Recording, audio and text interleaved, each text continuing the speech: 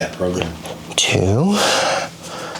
Okay, sounds good. Let me get back on. Do a lead in first. Yeah. Right. Get that going. All right.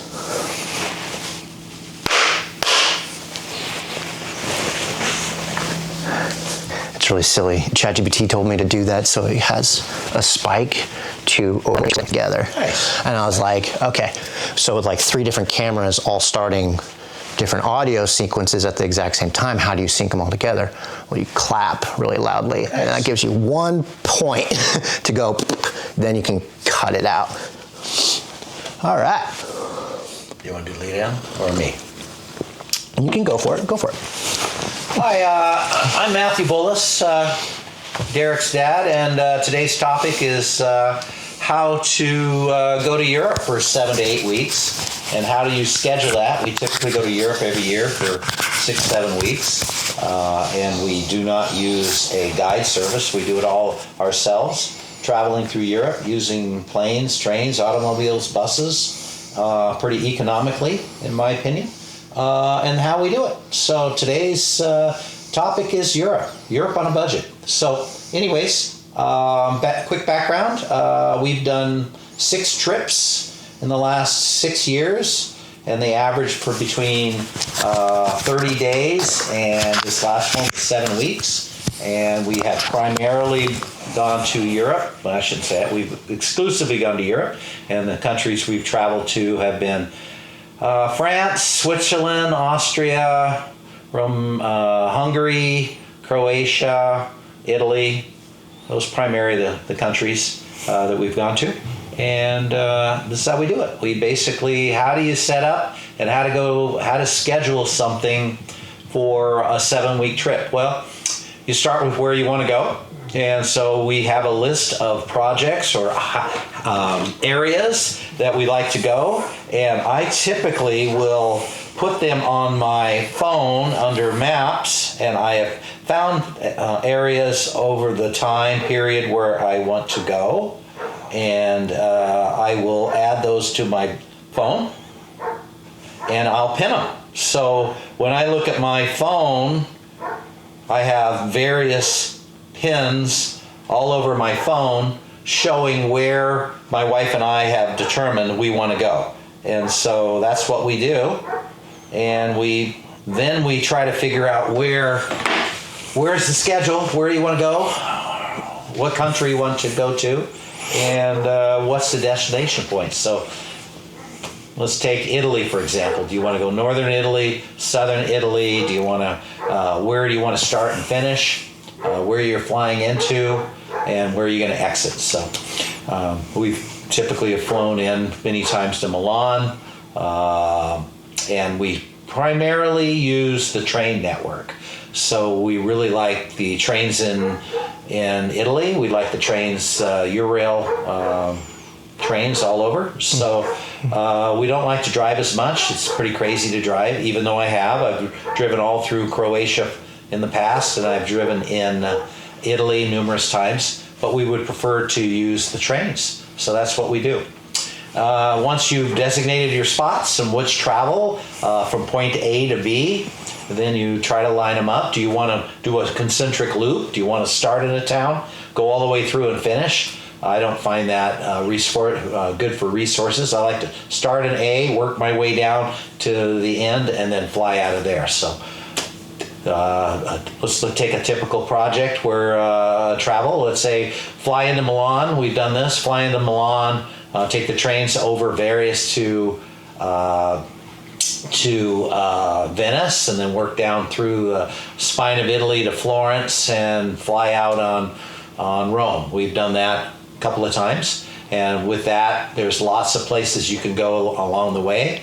So once we have our basic map, then we try to look at the days we need to spend at each site, and work our way through, and that's what we do. Yeah. Kind of create like a little highlight reel of list of things you want to do. Yeah, last year's trip, we spent 30 days. Let's talk about last year.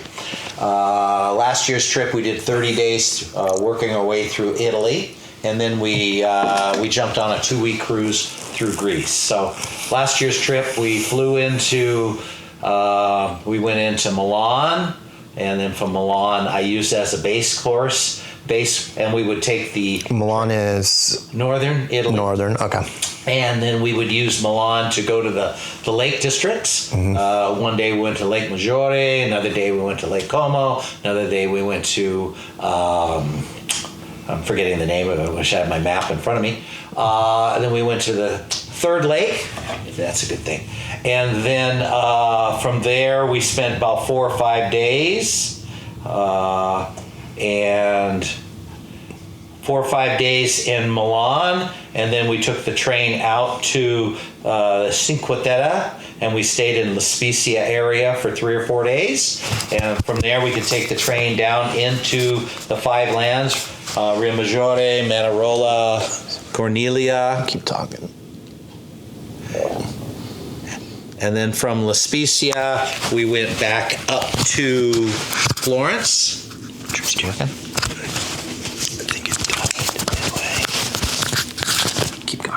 And at Florence, we spent 4 or 5 days in Florence. And then from Florence, we went to a couple of days in Siena. And then after Siena, I'm looking at my map, excuse me.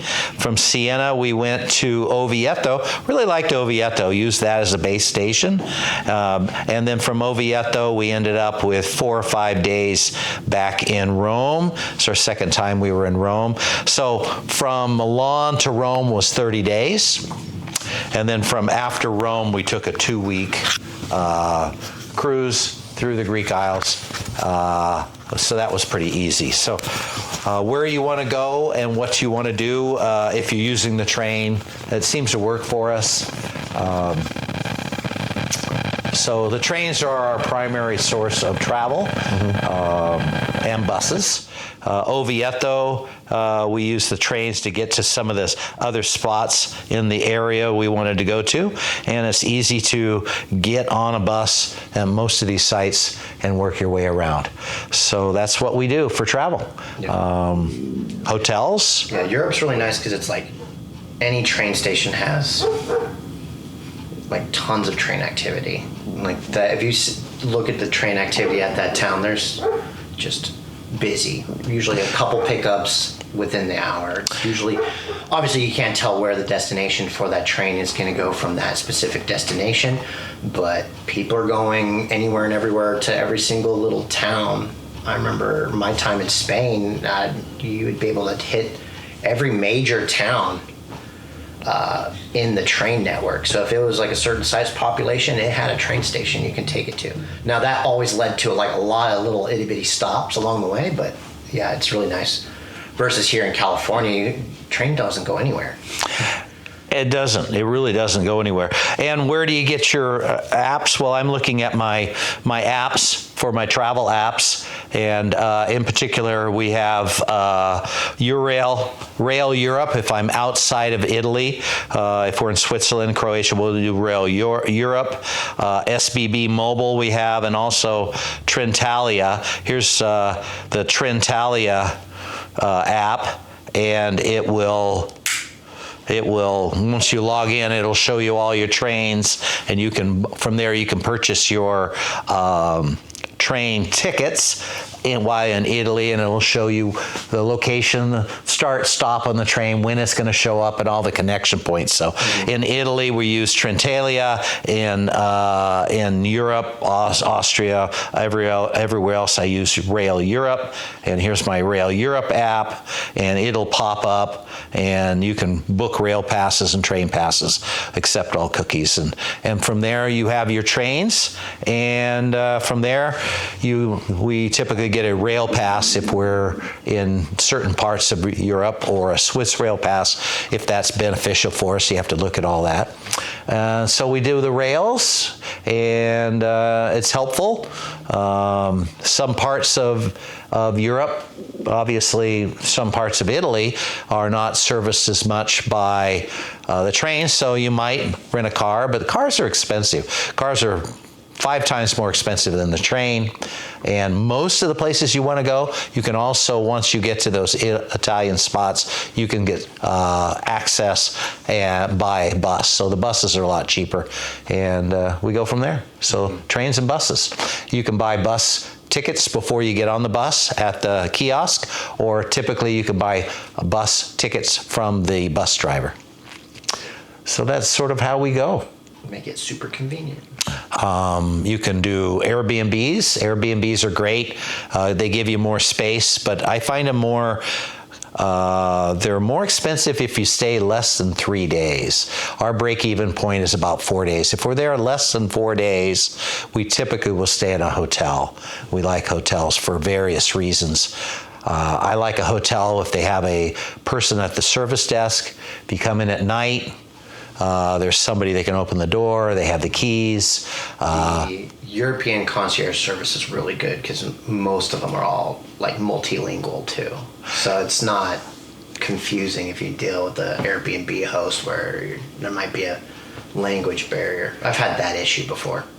And some hotels, the Italian hotels, typically have a breakfast. I love the breakfast that's included, so I can get a nice early breakfast that's a part of the cost. Austria typically has breakfasts. Switzerland, yes and no. Some places in Switzerland include a breakfast. A lot of them don't. So, but I find in Austria and Italy, at the hotels, they do have mostly breakfasts included. So that's a big plus. I like that. And so you get a big breakfast and off there. Maybe you can skip lunch or have a light lunch and skip dinner and save you a little bit there. So that's the reason for hotels. I like a central location on a hotel, close to the transit facility, the rail facility, or the train. And I also like to have a place that's close to the downtown, close to the areas that I want to go. I usually go Milan downtown.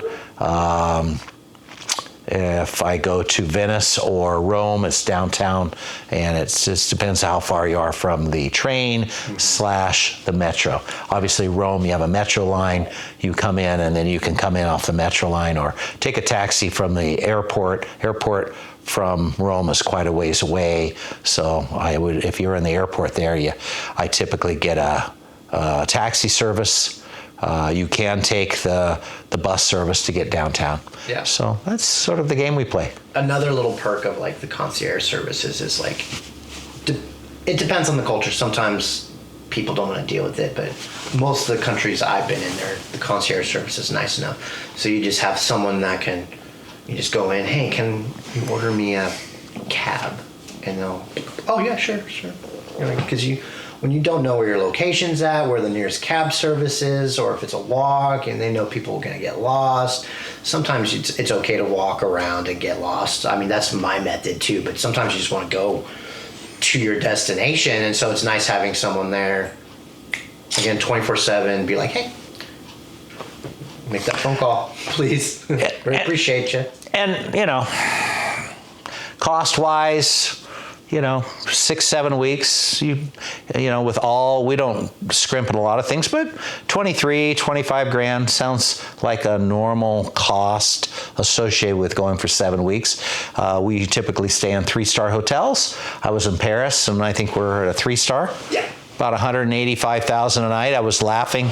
You can bust your budget, and your budget can be anywhere you want to be. I was noticing that the 5-star hotel for a single room was running around $2,400 a night, and I'm paying $185 for a 3-star.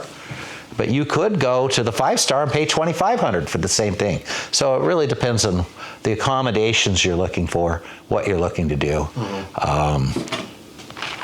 I find that I always tell people, if you are going on a vacation in America, If you're going for longer than 3 weeks on a vacation and staying at hotels and renting a car, let's say you left your car at home and you rented it to make apples and apples comparison.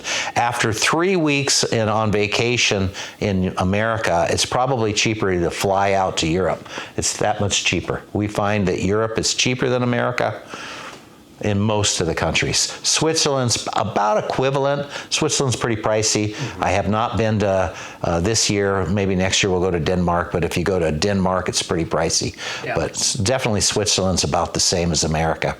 That said, a lot of countries are cheaper in Europe, depending on the country you go to. Yeah. And it's cheaper to go to Europe than at 3 weeks. Like I said before, if you're going for longer than 3 weeks in America for a trip, it's probably cheaper just to go to Europe.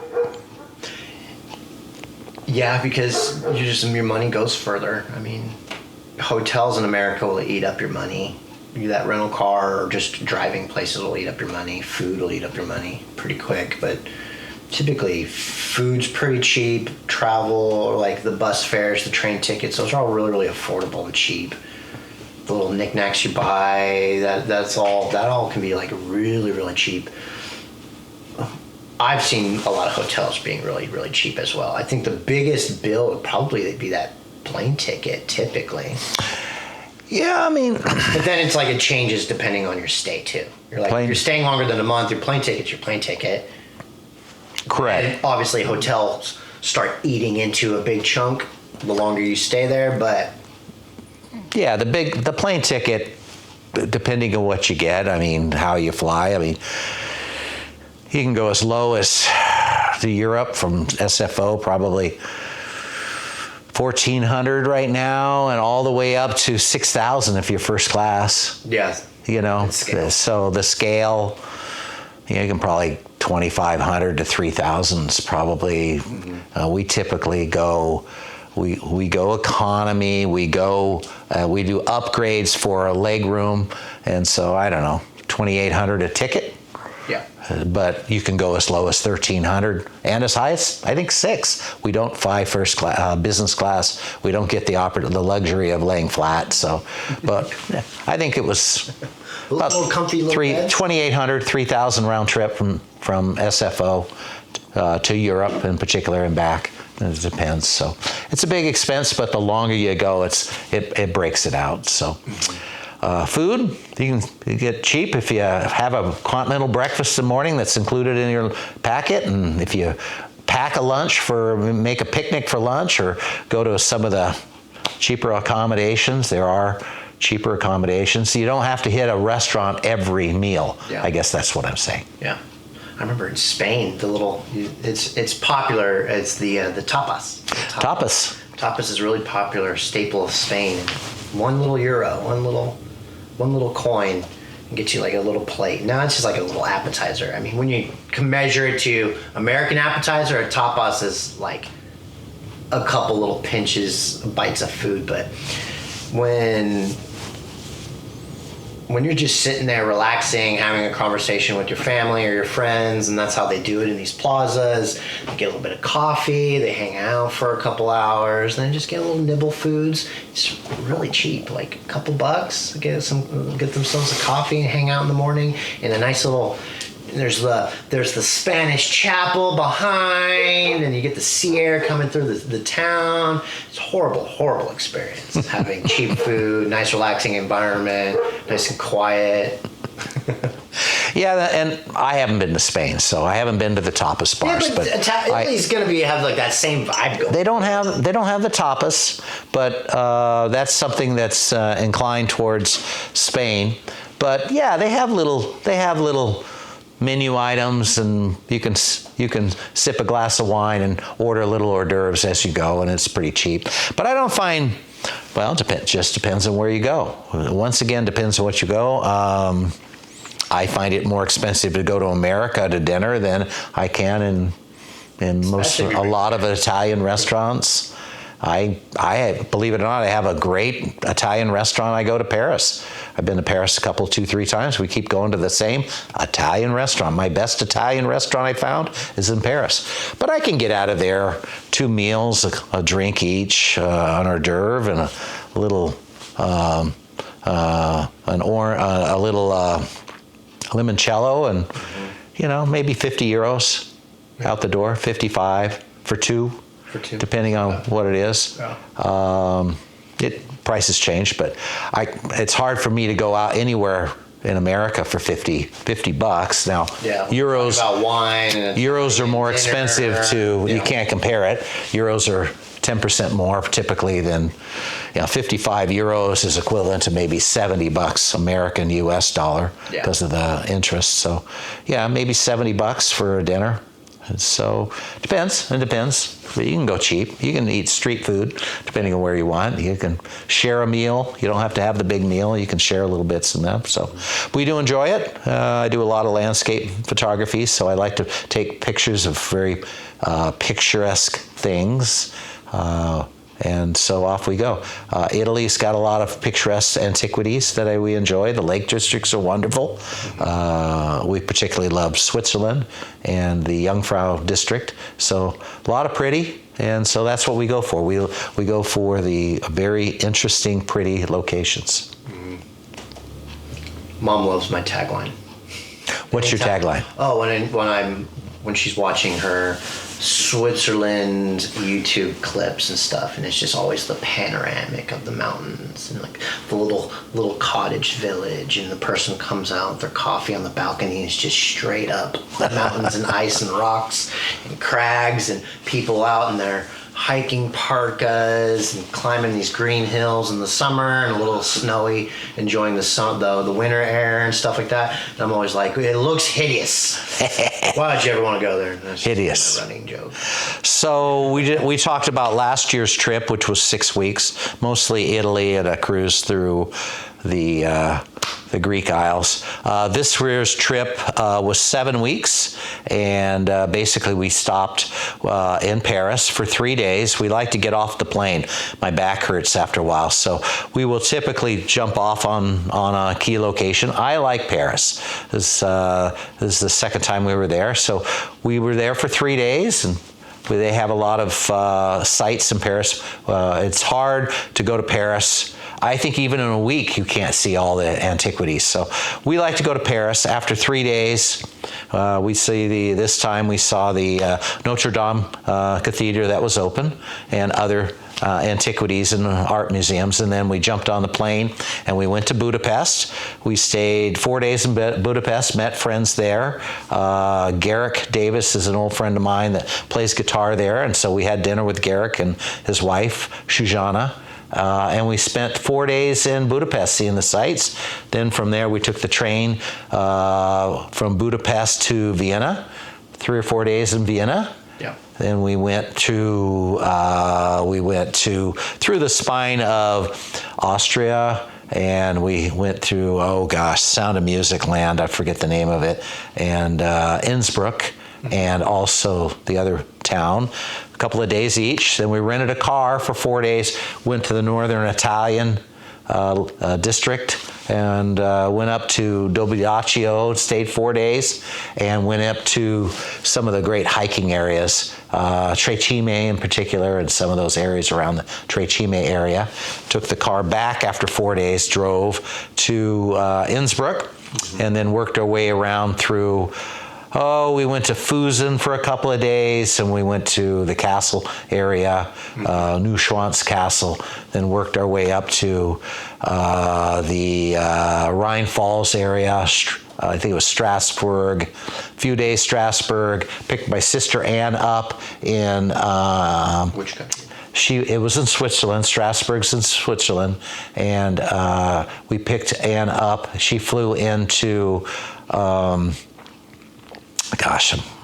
to Switzerland, picked her up, forgetting the name of it, and then we drove out we took the train to Brienz, by way of Switzerland and stayed for 3 weeks in Brienz. And that included about 7 weeks. We had an Airbnb, about 3.5 weeks in Brienz on the water, and that was pretty good. That was an excellent spot for taking the train to different areas over those. I think we were there 17 days. A lot of hiking, and from there you can go everywhere in Switzerland. And then from there we went back to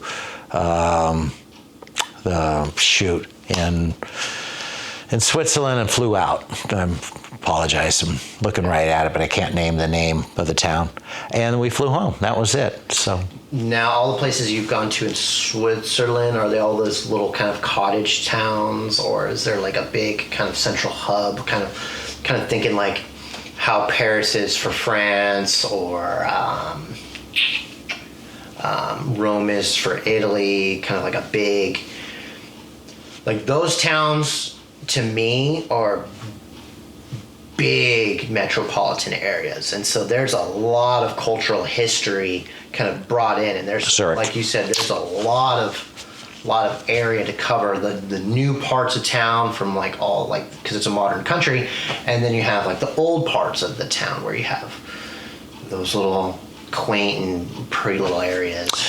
And for most of the clips I've seen you guys watching in Switzerland, it's always these little itty bitty cottage towns. There's not much. We flew in, and we flew out of Zurich. So I apologize, I couldn't get that in the lane. But we do like the Interlaken area. Brienz is along Interlaken, along Lake Brienz, and we have stayed at Interlaken previously. And you have to pick a jump-off spot. This year it was Brienz. 2 years ago it was Interlaken, and from there you can go to the Lauterbrunnen Valley. You can go up through all the big areas that people want to go to, which is they can go up through Wingen to the top of the hill. They can go over to Grindelwald, Gimmelwald, to Muren. There's a lot of areas you can hit from with the trains, the network, trains and gondolas to get all these beautiful areas we're talking about. And yeah, you can hit areas. This year from Brienz, we went up to Exalp. We loved Exalp. Never been there before, but it's a very small, quaint little town, ski resort town. And from there, we did some hiking that day and went out to a lake that was very nice with our hike. And it was nice. We went out to Hinterberg Sea Lake, which is about a 2.5 mile hike. I don't know exactly. And that was the day hike we went to. And so you can get these drop-off points and take off. You got Mom to do a 2.5 mile hike? Actually, yeah. Was it flat? It was probably bring the lake. For a Swiss, that was a flat hike. It was probably a 500-foot elevation gain overall. And so for the Swiss, that's flat. For an American, that's high. So yeah, she did about a 2.5 miler. Bigger towns, we've stayed in bigger towns in Italy, but we usually stay in towns that are close to the areas we want to go to. We could have easily stayed in Bern. We could have stayed in Basel and gone to Basel areas. We did travel to Basel and Bern on this trip. So those are things that we would travel to. Sorry guys, I'm having technical difficulties. You're free to let me resolve them real quick.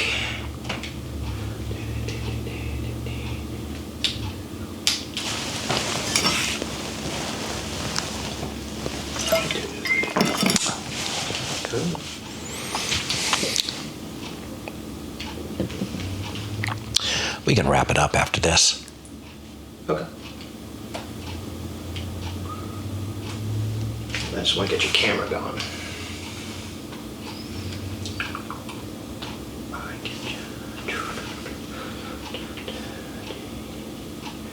Yes, I know. I know. It's scary. The battery is about to die. That's why I shut you down. I probably did because of that. Put another battery in. I don't have one. I just have the one. I'm going to get dummy loads after this. Because that one's shut down. This one's shut down. Yeah, that you're out. one's down twice. I think there's like a record limit on it. I gotta look at that one. Probably on both of them. And then this one. You're done. Yeah. All right. Well, that one's still done. So That one's still done. wrapping it up, highly recommend traveling to Europe. I think everybody should go if you can afford it. I like to go, and I recommend doing your own thing and not going with a tour and scheduling it yourself. And we love all the countries. Get really good value, though. I don't know about that one. I would disagree. I push back. I've been to Jerusalem on a tour, and it was probably the coolest kind of historical, like, guided tour. Because I was on my Navy ship, and we just put our names on a list, and they put together for the sailors on the ship to kind of, for morale purposes, they get these little historical tours. And so you, for no fee out of your pocket at all, they put together, so you travel to like these little major areas, and they get the bus going. And so I did a full guided tour of Jerusalem. We went to like the little Wailing Wall. We went to the chapel where Jesus was put on the cross. We kind of walked the little streets areas and a tour guide. So there can be really good value. I mean, that's a particularly interesting one historically.